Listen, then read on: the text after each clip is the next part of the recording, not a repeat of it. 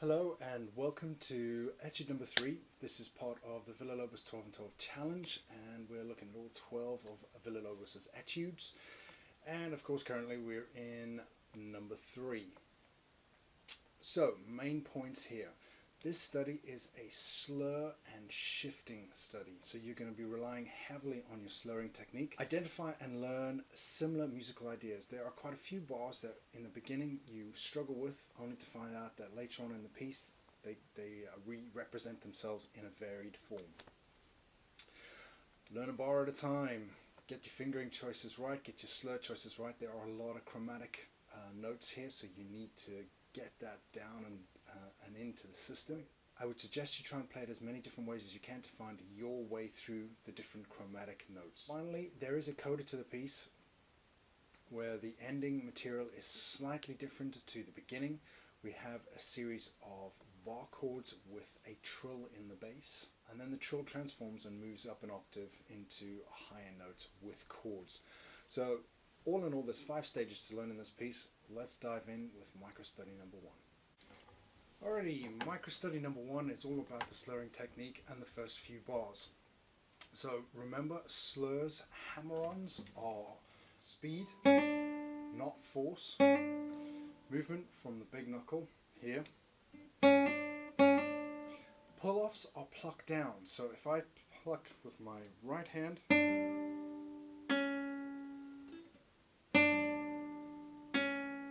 again, movement from the big knuckles. So speed for hammer-ons, pluck down for pull-offs. And if you can, practice it to the next string. There are a load of great exercises on CG Rocks for this. I've already done a whole series on slurs. The link will pop up now if you need to refresh yourself. Failing that, let's just dive straight into bar number 1. So D major, 2nd position, barred is the first bar.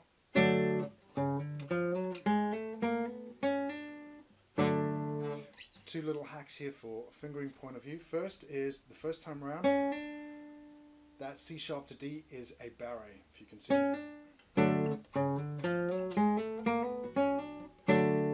That's the first time. Second time, 2 and 3 fingers to get into the next bar. Alright, you can find this a lot of times in this etude where you need different fingerings on repeats. So that is the first bar. We're going to look at the second bar quickly as well. Here we got our first guide fingers. The second finger, so hammer on, slide up, pull off.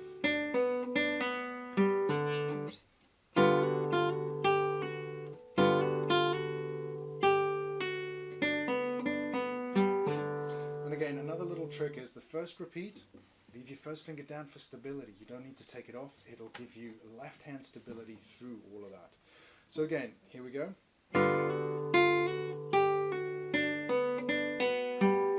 Now, this might be a little bit tricky for some people. Again, it's gaining facility with the slurring technique. This is a great thing to just do a little focus on. Leave your first finger down.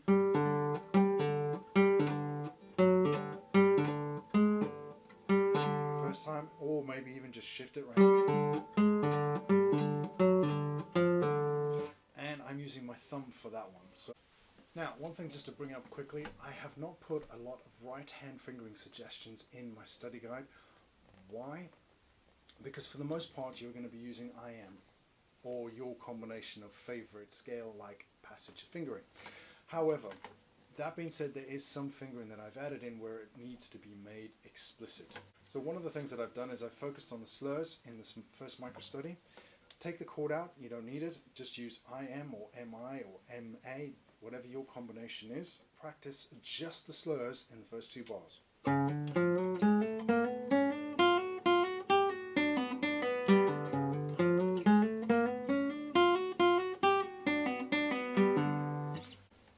Right, welcome to micro study 2 to 4. Now this one in the study guide I've labeled looking for patterns because generally they are based on the same idea. There is just a different harmony or chordal ideas or even bass ideas that are happening in it. Right, so first thing off the top of the bat, in all 3 of these ones you are going to need to control the harmony or the bass notes. So you are going to have to do some dampening with your thumb. In the first one we have a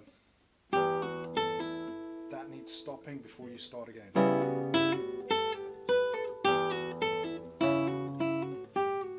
Alright, and again I'm using the back side of my thumb for that as well.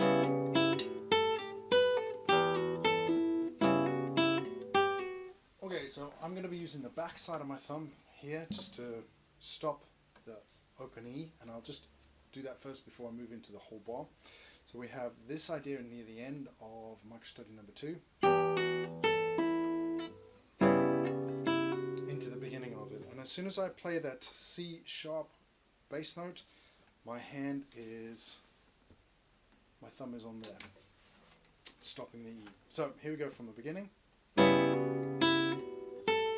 Second finger guide, second finger guide, stop bass note,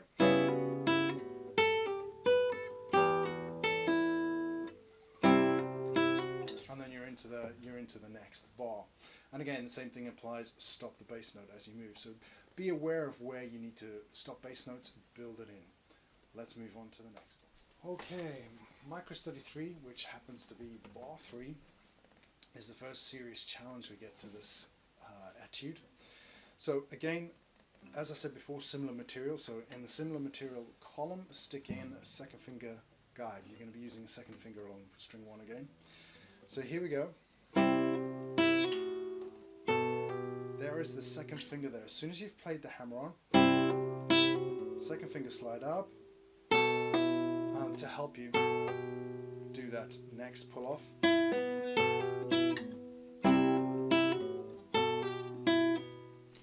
Okay, so the back side of that bar, we have again repeat fingerings. So the first time repeat, I would suggest you use a 3-1 pull off, 2-4 pull off, because it allows your third finger to come back in for the C natural.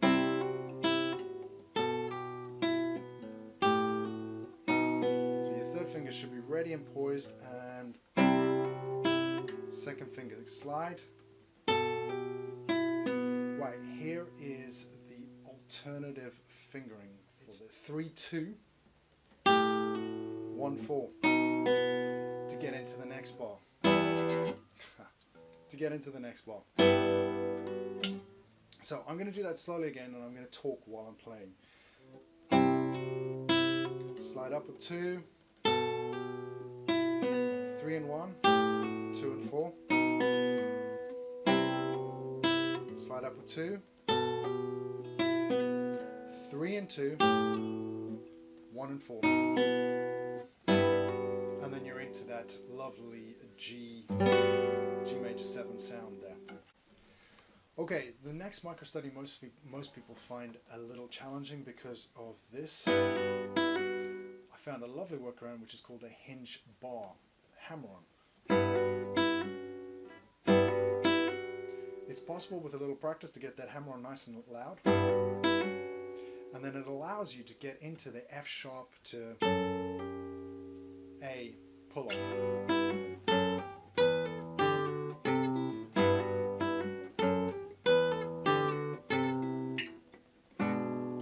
To the next bar. But now, like I said at the beginning of this, there is a lot of similarities here. So again, I'm just going to slowly walk through what is actually happening in my head as I do this. First finger hammer on, hinge bar hammer on, 1 and 4, second finger guide up, second finger down, stop E, alright, and again, hinge, second finger up, second finger down, stop E. Alright, so again, there's a lot of things there, but there are also a lot of similarities. So if you go back right up to bar number 3, and just practice bar number 4, bar number 5. They're all related, they all have the same guide finger pretty much, and they also all have the same extra material which is stop and control the bass notes. They just need a little bit of practice. If I move side on, you should be able to see the hinge hammer.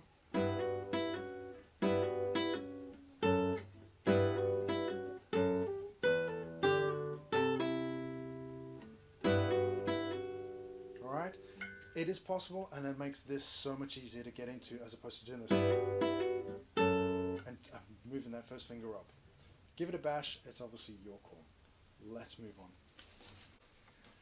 Alright, in the study guide I've done a little focus in on the end of bar number 5 for this wonderful etude, for a very simple reason, because you can build in some pre-prepared fingers. So remember, bar number 5 is this, and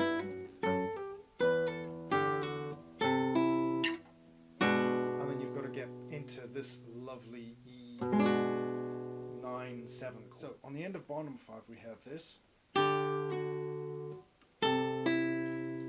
My first finger is down. As soon as I'm playing this hammer on, my first finger is down, and then I use these two fingers as a slide down into this chord. Especially because at some point I'm going to have to speed it up, and I want to make sure that my fingers are better controlled. So if I do that again,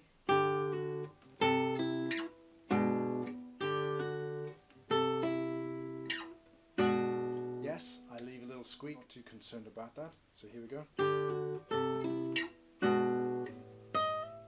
And then I'm going to use a third finger slide up. So again, guide fingers super important in this etude. Focus in on number 5, and if you need to, practice this just this little bit on its own. Okay. So main points to all of this to round out this video. First things first, slurring technique. Hammer-ons are speed, not force.